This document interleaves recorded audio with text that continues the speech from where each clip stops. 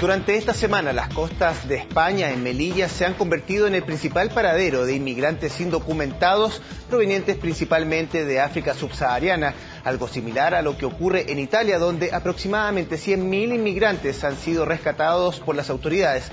Ahora fue el presidente de España, Mariano Rajoy, quien exige al Consejo de la Unión Europea una política clara y contundente para evitar la difícil situación que atraviesa el viejo continente. Para conversar sobre esto es que nos encontramos con Beatriz Hernández, doctora en estudios europeos de la Universidad Diego Portales, experta también en temas de inmigración. Muchas gracias por acompañarnos aquí en CNN Chile. Hola Pablo, ¿qué tal?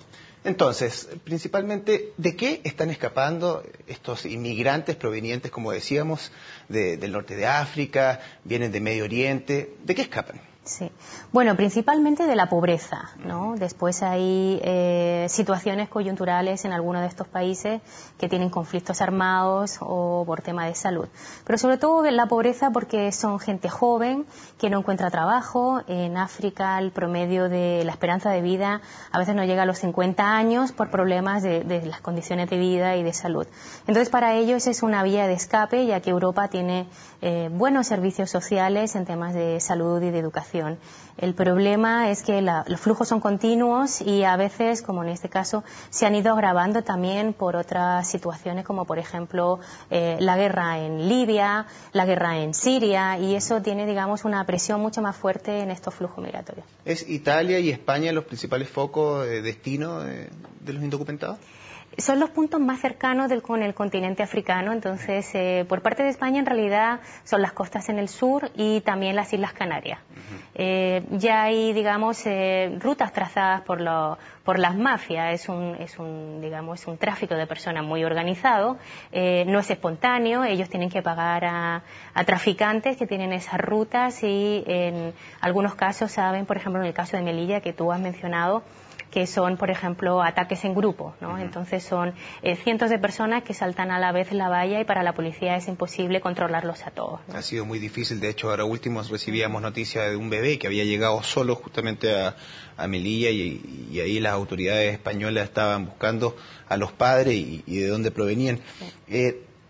Ya sabemos que las mafias ayudan. ¿Esto, de todas formas, es algo puntual? ¿Es algo que responde al clima, que es mucho mejor en esta temporada y por eso se estarían lanzando al mar para llegar a estos destinos que estamos hablando? Sí, bueno, en realidad depende de la ruta que tomen. Ha habido una ruta muy intensa durante muchos años que ha sido la del Sáhara y como sabes las temperaturas son extremas en el día y en la noche. Son rutas muy difíciles y también mueren muchas personas, tanto por el cruce, digamos, del desierto, pero sobre todo, como también vemos en las imágenes, en alta mar, ¿no? Para llegar ya sea a las Islas Canarias o a distintos puntos del continente europeo hay que atravesar el mar Mediterráneo, excepto en las dos ciudades como Ceuta y Melilla, que son ciudades españolas que están en Marruecos, ¿no?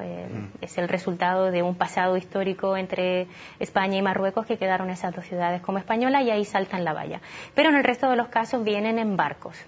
Y esos barcos vienen sobrecargados de personas que en su mayoría, bueno, no están equipados para un naufragio, no saben nadar. Hay muchas mujeres y niños.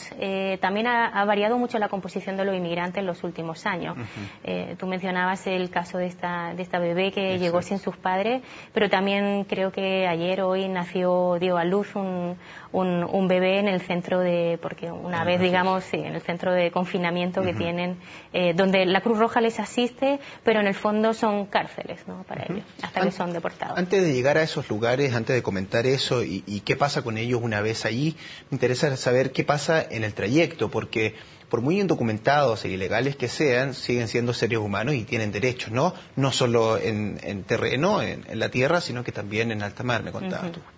Sí, las organizaciones, las ONG siempre han denunciado los malos tratos por parte de la policía, una vez que son apresados también y llegan a tierra, pero también se ha denunciado, y lo hemos visto muchas veces, estos naufragios, como en el caso de la isla de Lampedusa, donde hubo 2 naufragios seguidos y murieron cientos de personas. En ese caso eran refugiados que venían del conflicto sirio. En derecho internacional los países deben asistir a los refugiados, dar asilo y refugio, así lo dice la ley internacional, y además debes asistir en alta mar cuando hay un naufragio. Y a veces los países europeos se hacen la vista gorda porque si ellos se hacen responsables de estos inmigrantes en alta mar, cuando están naufragando, tienen que llevarlos a tierra y es todo un trámite tenerlos, digamos, bajo estos centros de confinamiento durante hasta 18 meses y además después tramitar con los países de origen la readmisión, ¿no? Esos son, digamos, para estos países la parte más compleja. Llegan indocumentados, hay que averiguar de qué países son y tú no los puedes devolver si no hay un acuerdo de readmisión con ese país de origen. Pueden permanecer en el país, entonces sí, si no hay un acuerdo de readmisión, ¿no? Sí, claro. Entonces lo que ha hecho la Unión Europea, una de las políticas ha sido tener acuerdo con los países africanos y también de Oriente Medio, evidentemente a cambio de mucha cooperación al desarrollo, mucha inversión en estos países, para que estos países readmitan a sus ciudadanos, porque el país no está obligado a recibir al ciudadano de vuelta. Por ejemplo, Chile tiene un acuerdo de libre comercio con la Unión Europea y hay una cláusula de readmisión. Chile está obligado a recibir a los inmigrantes ilegales o indocumentados que estén en España. Dentro de todas esas obligaciones que tiene cada país que recibe a todos estos inmigrantes, ¿qué medidas ha tomado, ya sea Italia, España o la Comunidad Europea en general? Ya lo comentábamos en un comienzo, Mariano Rajoy, el presidente de España, ya estaba pidiendo una mano más dura y soluciones concretas frente a este tema. Hay políticas muy duras, hay políticas de sanciones a los empresarios que les dan trabajo, hay políticas, como te comentaba, desde el 2008 de estas deportaciones que pueden permanecer hasta si estás en la calle y de repente la policía te para, no estás documentado, puedes estar confinado hasta 18 meses. Eso quiere decir que no puedes ver al resto de tus familiares, si es que llegaste con tus familiares, y son situaciones, digamos, desde el punto de vista, digamos, del derecho humanitario extremas. Y esa, digamos, es la parte más dura de estas sanciones, ¿no? Los procesos de deportación, muchas veces los ponen en un avión o le dicen que lo van a deportar, ¿no? Les dan 500 euros y lo mandan de vuelta a sus países. Por otro lado, las políticas que sí son positivas y que también son necesarias, y también se estaban hablando estos días, no solamente son las políticas de control de frontera y de sanción, sino de ayudar a los países para que se desarrollen, en el caso de África y de Oriente Medio, y no haya esta inmigración. Son ayuda evidentemente condicionada. La Unión Europea no da ayudas al desarrollo a menos que estos países se comprometan a controlar la inmigración irregular. ¿Es la Unión Europea la que tiene que solucionar esto o debería quizás tener un papel más activo en este tema la ONU y otras organizaciones?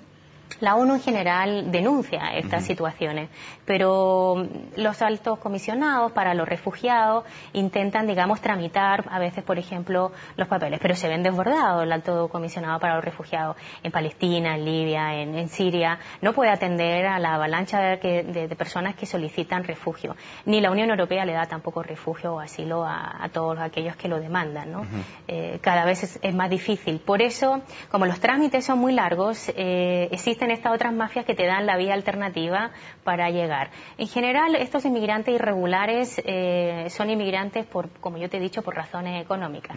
Pero hay muchos otros que realmente huyen de una guerra y a menos que estén en un campo, digamos, de refugiados, realmente lo tienen muy difícil para entrar en la Unión Europea. Y también hay que resguardarse por algunos contagios. Ahora mismo está el virus ébola en África y me imagino que es un tema también para las autoridades. Sí, sí. En el caso de España ha sido un tema el hecho de que lleguen inmigrantes que han traído enfermedades que ya estaban erradicadas en Europa y ahora con el ébola realmente hay, digamos, hay más peligros, ¿no?